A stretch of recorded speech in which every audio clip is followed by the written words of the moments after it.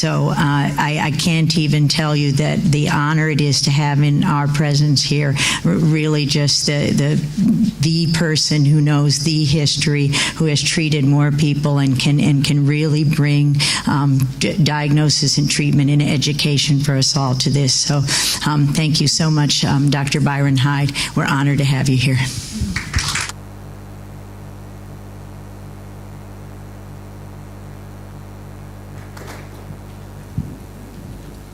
Thank you.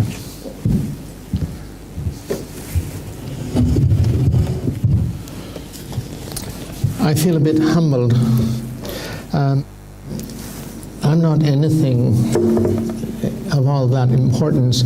I was basically a street kid in England. I was a street kid in North America. I never listened to anyone, still don't. But already enough has been said at this meeting in the last few minutes to talk only about that. One of the important things was the electronic speaker called this a silent disease, and this is a real problem. It's a great advantage to have HIV or polio because they die, and you can cut them up and you can find out what the hell happened to them.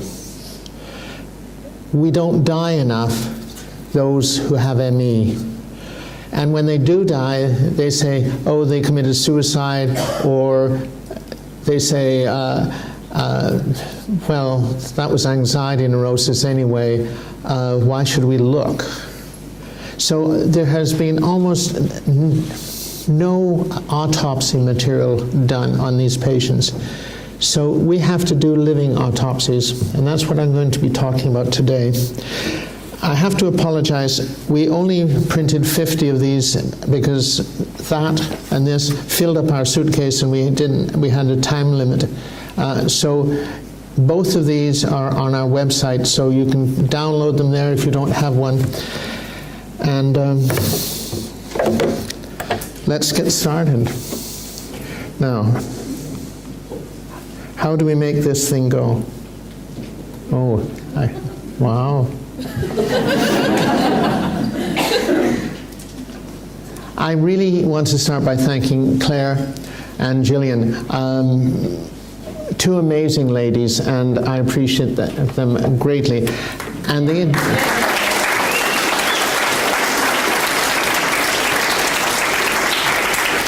And Gillian trundled me half over the country in the last short while to see two patients. A wee, absolutely brilliant kid who can write Shakespearean novels with his toes, literally. One of the most, a little boy called Charlie, maybe some of you have seen him, but you don't know, I don't think you've read what he writes. Absolutely brilliant. And here's a really important thing. If you've got ME, you can't just sit back and say, woe is me. You can't sit back and say, I got to find someone who has a treatment or cure. You have to say, this is what I've got. If I get better, great. If I don't, let's rumble. Let's have some fun in life. And that's pretty hard when your mind isn't working like it used to do, when your body isn't doing what it should be doing. And I think I'm going to have trouble with this guy. I came to England in 1986, and I met this wonderful John Richardson, who had been seeing ME patients from the mid-1940s until he died about 5 years ago. Wonderful, wonderful man.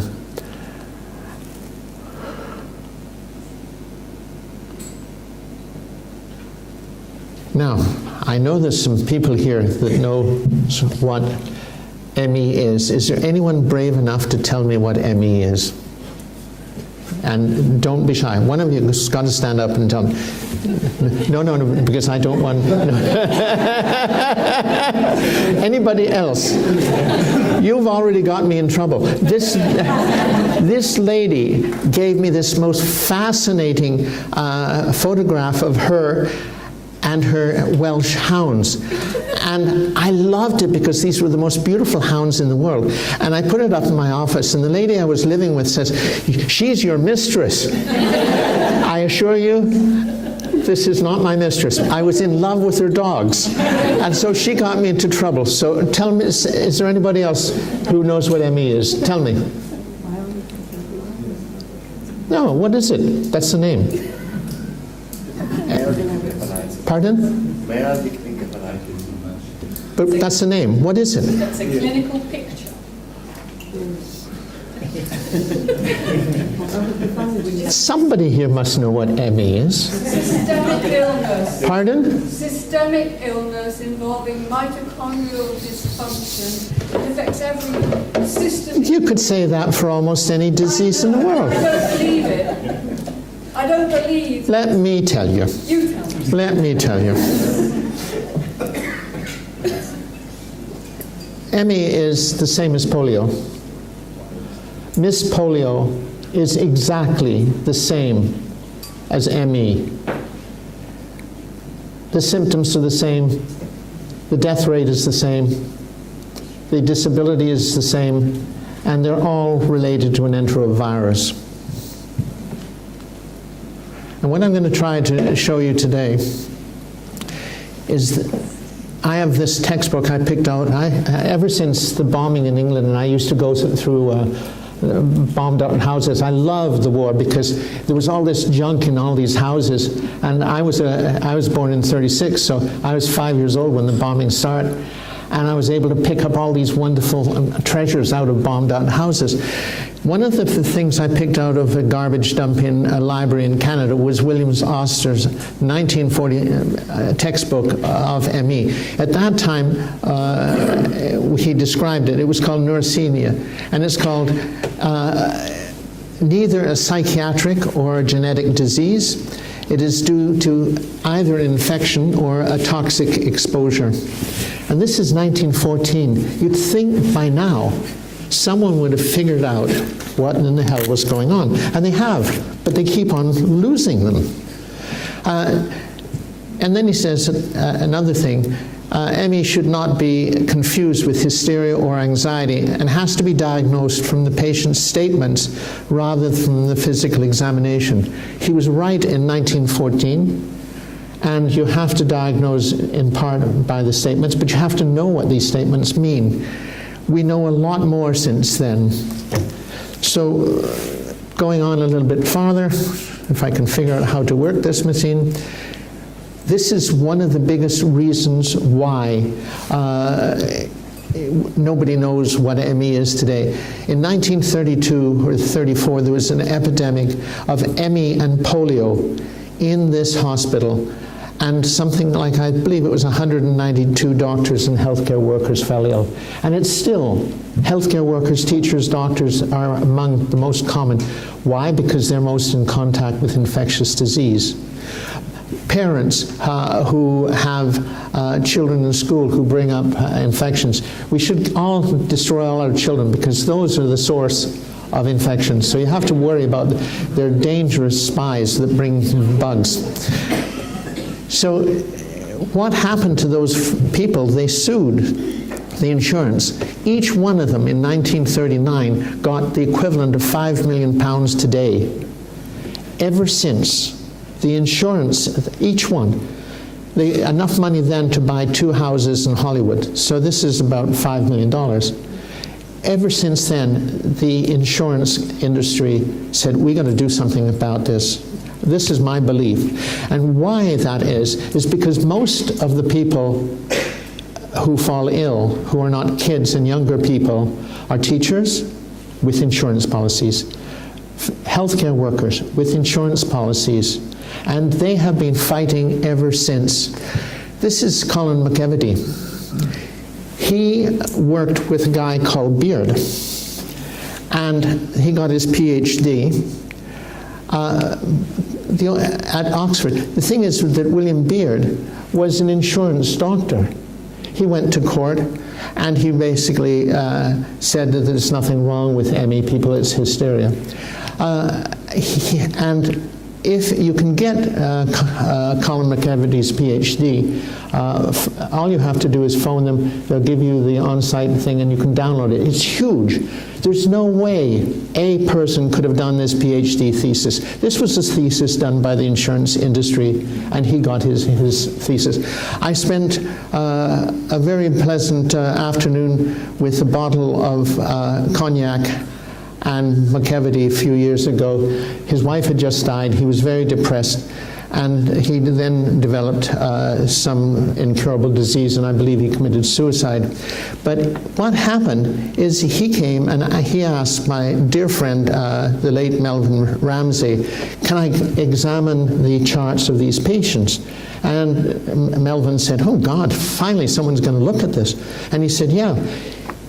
There was something like 200 charts, I can't remember exactly. So after he was there for 2 hours, Melvin comes down to the stacks and see if he can help out. And the librarian said, oh, he left over half an hour ago. You mean he spent only an hour and a half? On that, but he did this huge thesis calling these people hysteria. Ever since, and that's not all. The day his PhD came out, it happened to be on the front page of Time magazine in New York City. How in the hell can an obscure PhD doctorate from Magdalen College, the same day it comes out, appear on Time magazine front cover? You can't unless someone is manipulating, and that could only be dear Dr. Beard. So now, I may end up sounding like I hate the English, that I hate the Americans, I hate the Canadians. It's not true. I really have met some of the most brilliant and wonderful physicians in the world in this country, and there are.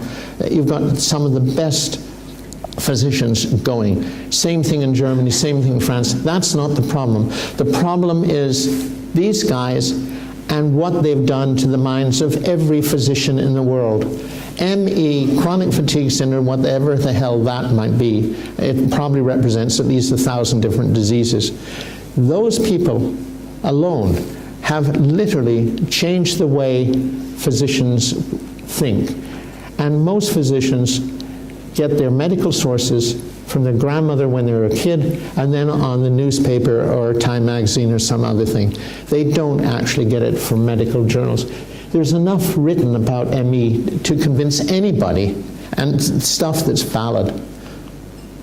Now, I'm going to start by telling you a little bit about the way the brain works. This is the temporal lobe. It's actually a lie. That part's not temporal. That's parietal. But this is temporal. ME is an injury of the anterior part of the temporal lobe. The temporal lobe, in effect, the anterior part is the brain. When you say, my brain isn't working, I have cognitive problems, I have difficulty, it's not this. This is a storehouse. This is a city block. This is the brain right here. And these are the runners in the library that go all through the stacks and bring back the books to here, and that tells different parts of the brain what to do. Now, you can say, how the hell do I know that? Very simple.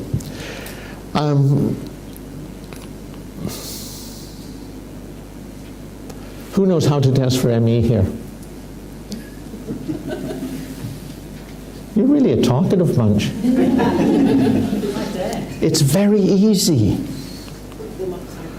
Who knows what Segami Oasis is? This was software developed by my dear friend, late friend, Ishmael Mena, that can map the brain. This is the limbic system, and this is the cingulate gyrus. I'm just giving you an anatomy lesson. This is first-year medicine today, okay? You're all going to be graduates by the time, and ready to practice medicine by the time we're finished. This is the motor cortex, and these are the wires, in effect, that come down to the anterior spinal cord and make the whole body jump and dance around and get in trouble. This is a guide, And this is a barcode of blood perfusion in standard deviations. And this is the equivalent of a stroke, -5 standard deviations below normal. And what you're going to see when we look at these brain maps, and we do this on every patient. Now, if you want to get a SPECT scan, we're not talking about MRIs or CT scans, we're talking about SPECT. And if you want to get a SPECT scan in England, this is what you're going to get. It looks very pretty, nice colors. It doesn't tell you a hell of a lot. Someone was mentioning a problem with the basal ganglion here. They mentioned it. The basal ganglia are here, I believe, but you can't be absolutely sure. This is a brain map that we're using. So here you have a totally normal, grayish normal, area of the temporal lobe. A little bit of problem here. The red is anxiety. This was a PhD research worker who thought she might have been injured by a toxic chemical. We did the brain scan. We showed her brain was perfectly wonderful. And she went back to work and she had no problems after that. That's a normal brain with anxiety. We all have anxiety. This is equally interesting. This gentleman, I believe he was in his 40s or 50s. He came in to the hospital and he had had a stroke. 2 days later, he was dead. And a few hours before he died, we got another brain SPECT, and you can see how that enlarged and literally destroyed his brain. So this is essentially stroke. So that's not a picture. That's a real person's brain. And you can tell the guy didn't survive. You don't have to phone up and say, did he die? You know. Now, this is a wonderful, wonderful girl. She's got a great daughter who writes me letters ever since she was 6 years old for helping her mom. She was an emergency room nurse, picked up an enterovirus, and before long she had ME with almost days. And then her heart went because that particular enterovirus was probably a herp angina, which then attacked her heart. So she nearly died. We replaced her heart monitoring system with a cardiac implant. And she's not perfect by any means, but she's alive and she's raising her daughter with her and her husband. Now what you see here is serious damage to the anterior temporal. But unlike anybody else, she's got this damage of 5 and 4 and 3 units below normal of circulation. This is what ME is. It's an injury of this area, but she's got more. This is the motor cortex. Now, what happens is, this is like a librarian, this part of the brain. You go and you say, what's my wife's name? And you can't remember it. So you send out runners, and they go and pick up the marriage certificate and come back and, oh, yeah, it's Lona Dua Peterson. Now, I don't have a problem with that. But a SEER person with ME would. And that's what that does. These are the runners. So her runners are no longer any good. She can't send messages out to the brain very well. This woman has severe ME plus the cardiac problem. That area sends all the information to the limbic system, which I showed you earlier. That's the posterior cingulate gyrus, major injuries. That's the director general of the entire body. That tells the body what to do, where to go, how to move your legs, everything.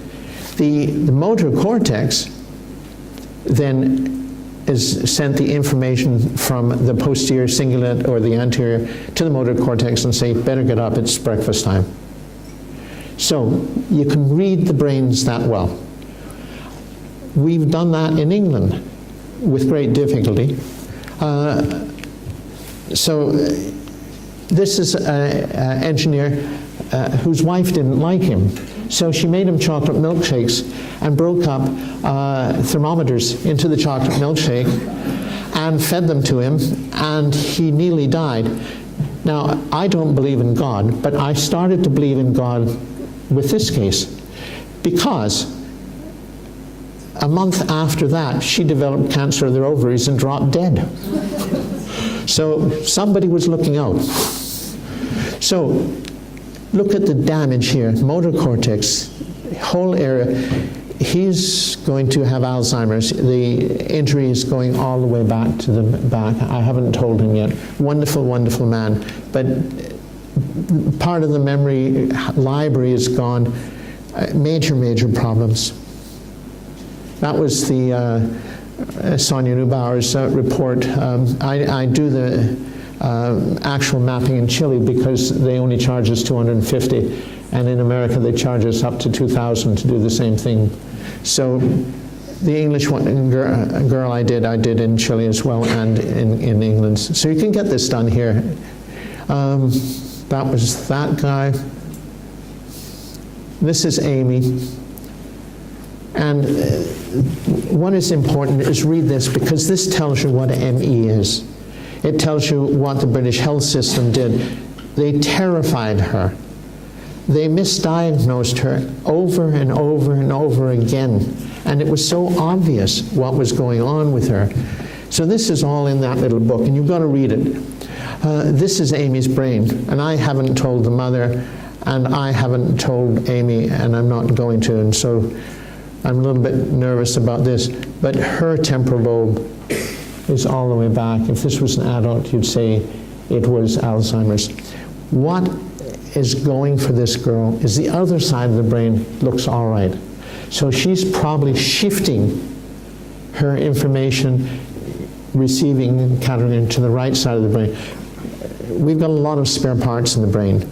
And if you push it gently and not too hard, you can rebuild your brain. And we've seen it done.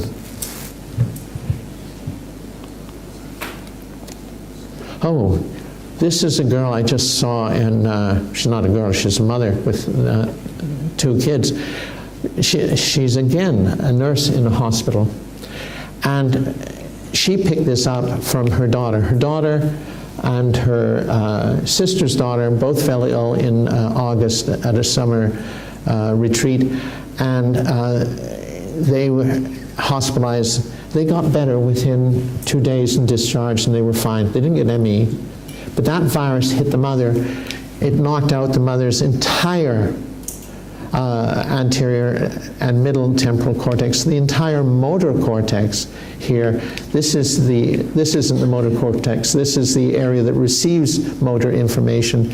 Large areas of the frontal lobe. And what is really important is this area here, which is where you speak from. So that area was injured as well. So she can speak, but she has great difficulty speaking. It's called Broca's area. So you can read this. I can tell you all about this patient without ever seeing her. But the nice thing about her, you have to excuse my sense of humor, but the nice thing about her was they took her into the hospital unconscious, and the bloody doctors did something right. They did a spinal tap, and they got an enterovirus. So we know this is enteroviral. And this is what is really a problem. The only time you can, honestly, as far as I'm concerned, Dr. Ammon said otherwise, and I hope he's right, you can only easily pick up the enteroviruses in the first couple of weeks, maybe the first month of illness with any certainty. That's Merlin's total brain. Now, on the cover of this book, we have both polio and an ME patient. And what is important, this is autopsy material. 1 minute. This is autopsy material, motor cortex, anterior temporal lobe. Haven't I been telling you that's ME? And that's also polio. There's no difference between polio and ME. They both, if 100 people get polio, 1% become paralyzed or die. If 100 people pick up an enterovirus, 1% get ME or die. There's no difference. Except when you die with ME in the first few weeks, they say, oh, that's something else. That's heart failure. Oh, we don't know what it is. ME patients do die at the same rate as polio patients. So what I'm showing, this was done, I don't know when it was done, I think in the 20s or 30s. But there's Merlin's brain. Same thing. Same thing. Motor cortex, there's no difference between polio and ME. ME is polio with a different name. Now, this is another thing we do. And Dr. Ammon was saying, why don't you do the intestines? Because you have to stick a tube up the person's bum and then grovel around and pick up a piece and then do it. It's easier just to stick it down their mouth, the tube, and take a biopsy. This is a person who's totally normal. This is a person with ME, and these are enterovirus injuries. Every one of you or your friends who've got ME have got this. The problem is, a lot of people have enteroviral infections and don't get ME, as I said. Only 1% actually do. So this proves that they've got an enteroviral infection. It doesn't prove it caused it. So this is important. And what I'm trying to do is make ME a visible disease. And that's what we're doing here.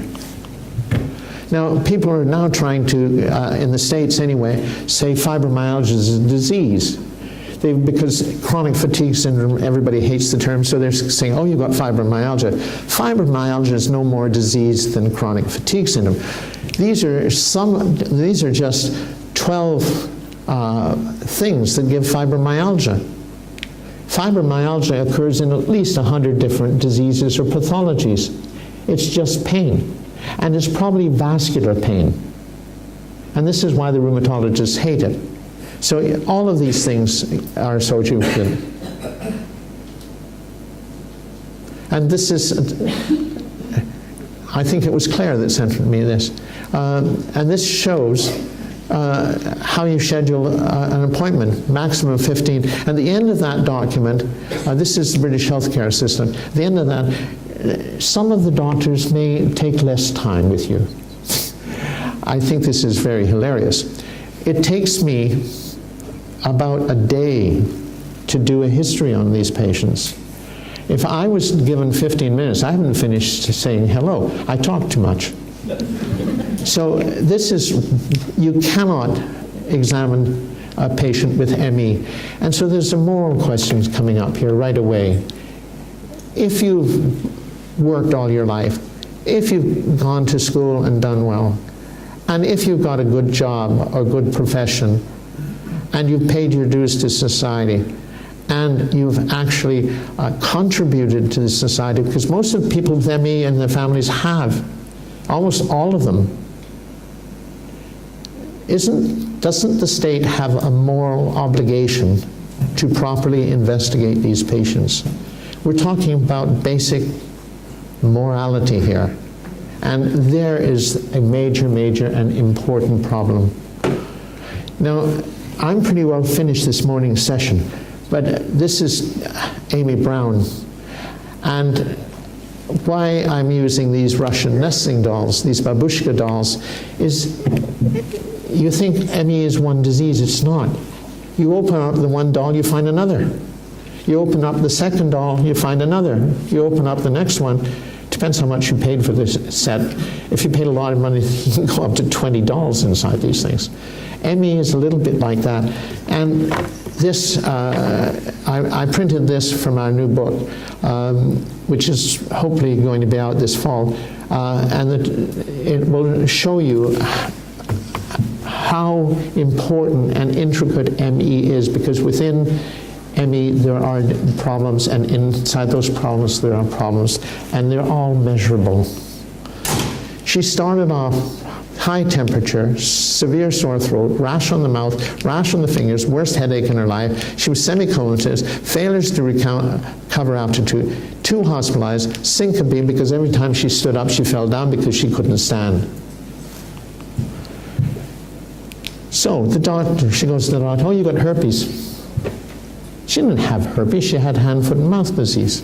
It was during the middle of a hand, foot, and mouth epidemic, well written up in the British journals of that period. Internal mucous lesions, as you find in hand, foot, and mouth. What was the doctor's diagnosis? Oh, she's biting herself. Oh, she's falling down. She's got epileptic seizures. When I saw her and had her stand and just did a simple blood pressure, her blood pressure went from something like 120 over 70, which was normal, and by 5 minutes, her blood pressure was like 180 over 110, and then it dropped down to like 60 over 20, and she passed out and fell on the bed because I was right beside her and pushed her down. That's called syncope. That's when the circulation in the body in ME is so bad, it's not sending the blood to the brain to think, and not sending the blood to the heart to make the heart run the entire system. Very simple. There's no difficulties about understanding ME. You just have to think a little bit. And they're not thinking because of these doctors paid by the insurance companies who've said, ha, ha, ha, ha, this is hysteria. And it's not. This is polio. They don't even say that the new polios, which they're calling acute flaccid paralysis and acute flaccid paralysis, are polio. They're polio, caused by non-polio 1, 2, and 3. And they've removed 2 from the vaccine anyway, which was probably covering areas outside of polio 1, 2, and 3. So there's only 1 and 3 now in the vaccines. So all of this, incorrectly diagnosed. They treated her for epilepsy. She didn't have epilepsy. They treated her for anxiety neurosis. That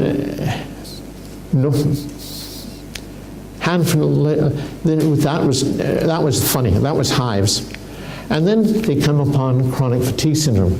Why do they say chronic fatigue syndrome? Because chronic fatigue is hysteria, and you can section them, and she was sectioned. Section 47. That was wonderful. Because then they took her away and put her into a psychiatric class, and the best thing in the world happened. One of the psychiatric kids beat the shit out of the teacher. And why is that a good thing? Because the mother then kidnapped their daughter, and they've been in hiding for the last year and a half because they're frightened stiff of the British medical system.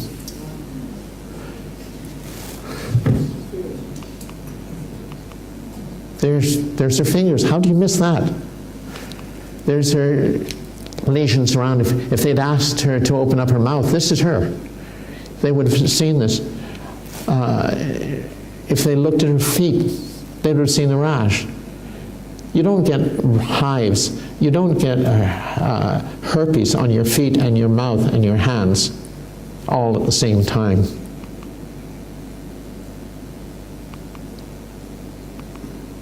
Oh, this is wonderful. We have a machine in the one of the national museums beside or close to my office.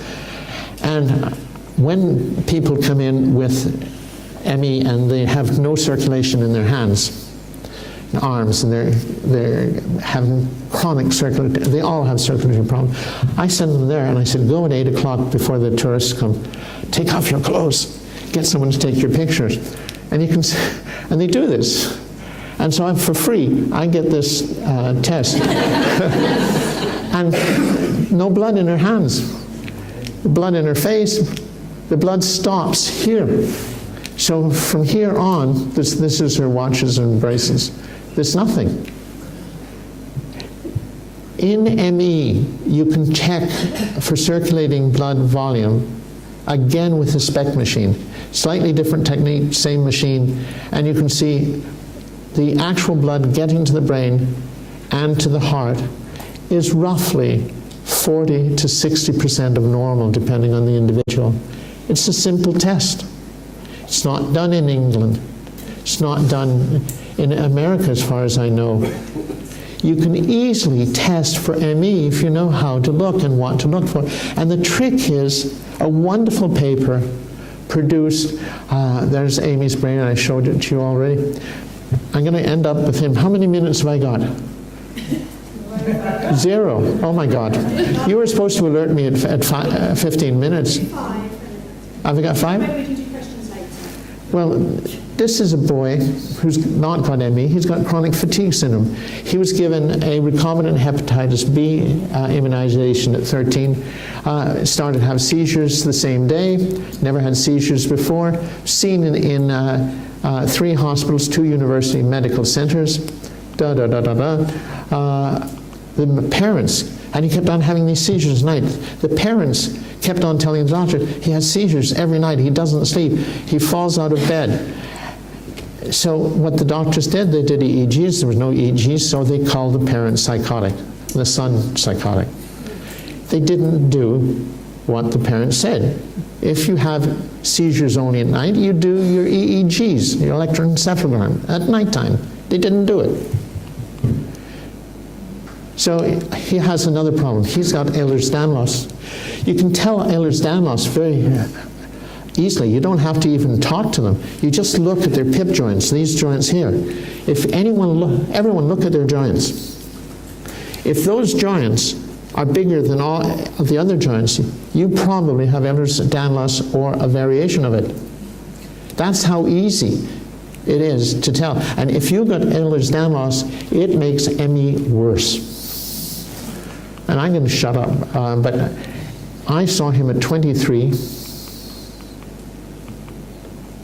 There, I saw him at 23. We did the night time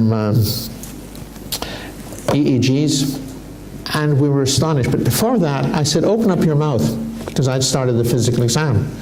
His tonsils were like elephants' testicles. How he could lie down and sleep without passing out. Impossible. And so we got his tonsils out. I thought that might be, I was hoping that would be the problem. It wasn't. What the problem was